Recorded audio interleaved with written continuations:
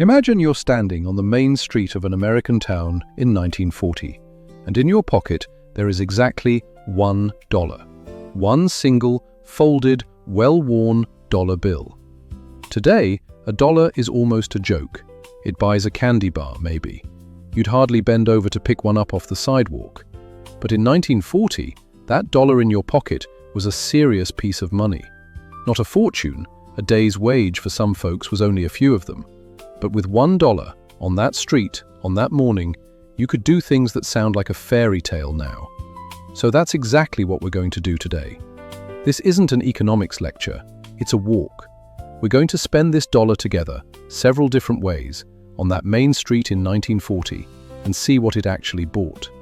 And along the way, we'll see what a day's work paid, what people went without, and why that little green bill felt so heavy in a working man's hand.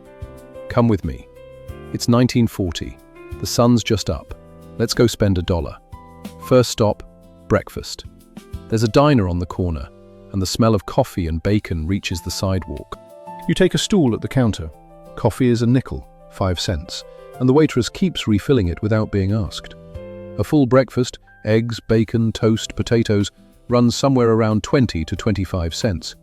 So a working man's hot breakfast, with all the coffee he can drink, costs about a quarter. You've spent 25 cents, 75 left. And notice something. 3 more men at that counter are having the same breakfast before their shift, and not one of them thinks of it as a luxury. That's what a quarter was for. Next stop, the grocer's, because your wife gave you a short list. A loaf of bread, about 8 to 10 cents. A quart of milk, around a dime or so.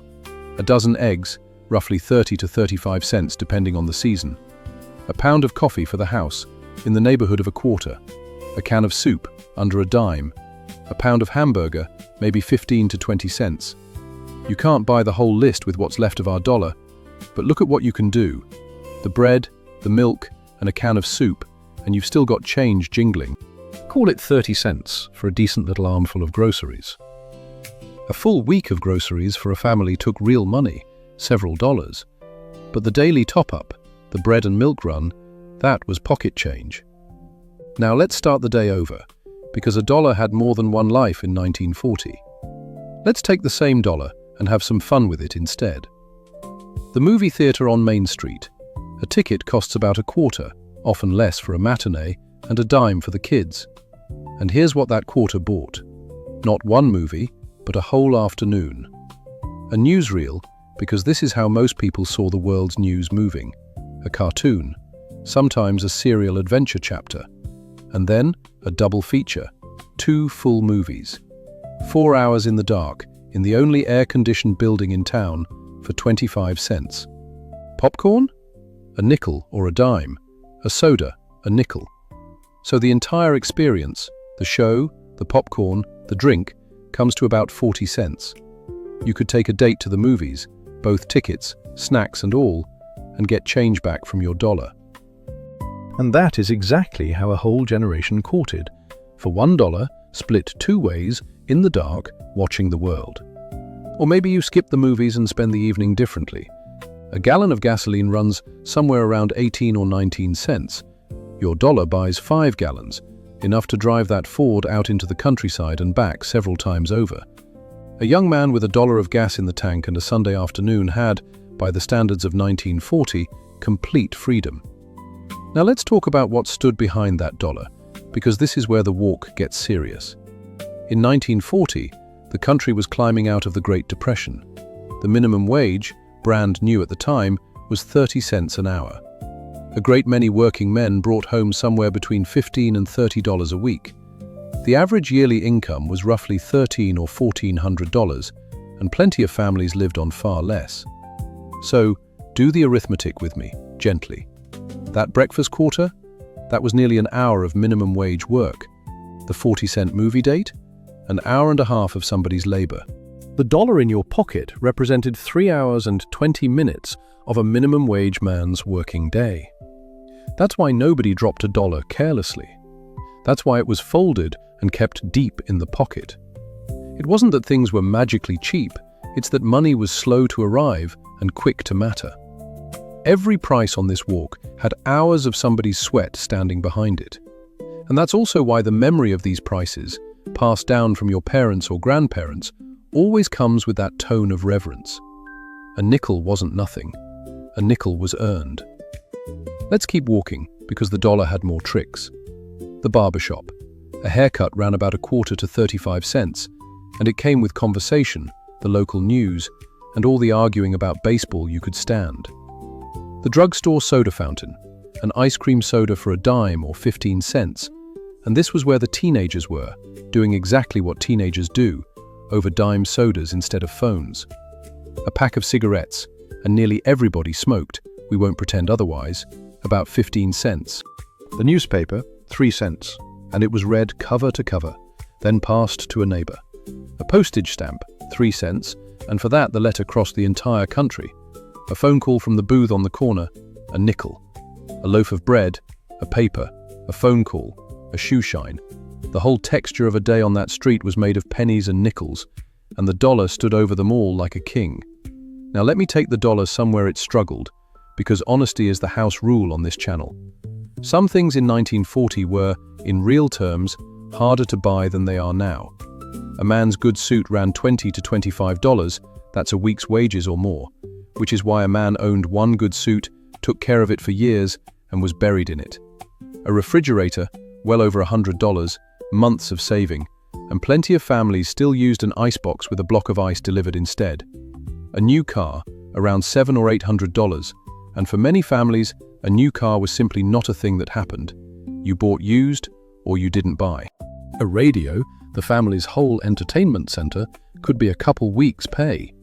Shoes for a growing family were a genuine budget event. And there were no cheap imported anything. Clothes, tools, furniture were all relatively dearer in work hours than today.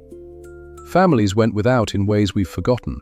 Darned socks, patched trousers, resold shoes, hand-me-downs as a way of life. So, the 1940 dollar was mighty on the daily things, the coffee, the bread, the movie, the gas, and weak on the big things, the durable things. People lived rich in little pleasures and thin in possessions. Almost the exact mirror of how we live now. And one more piece of honesty.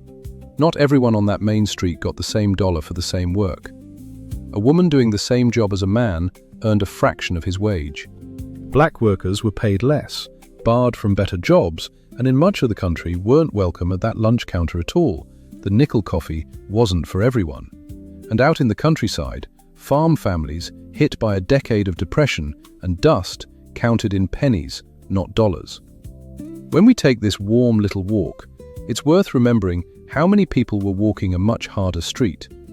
Before we finish the walk, let's spend the dollar a few more ways, because 1940 had corners we haven't visited. The hardware store. A hammer, around $1. There goes the whole bill. But that hammer was forged to outlive its owner, and plenty of them are still driving nails today in somebody's garage. Nails, a few cents a pound, weighed out of a barrel into a paper sack. A gallon of house paint, around $1 and change. Seeds for the garden, a few cents a packet. And that garden mattered, because a backyard vegetable patch fed families through the lean years, and was about to feed them again through the war as victory gardens. The 5 and dime store, the palace of the small dollar. This was where the dollar felt rich. Spools of thread, hairpins, toy soldiers, a coffee mug, a comic book for a dime, hair ribbon, a goldfish. Children stood at those counters the way children today stand in front of screens, paralyzed by choice. A kid with a whole quarter in the 5 and dime was a king making decisions of state. Ask anyone who was a child then, they can still walk you through those aisles from memory. The doctor. A house call.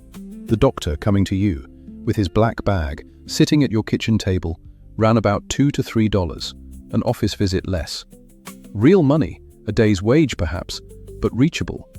Families paid it in cash, or in installments, or, in the countryside, sometimes in eggs and chickens.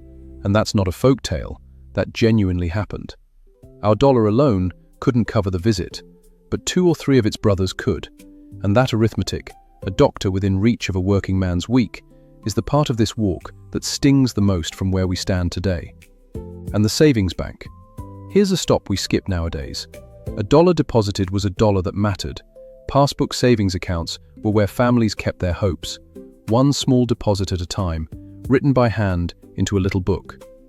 Children had penny banks, and filling one was a project of months.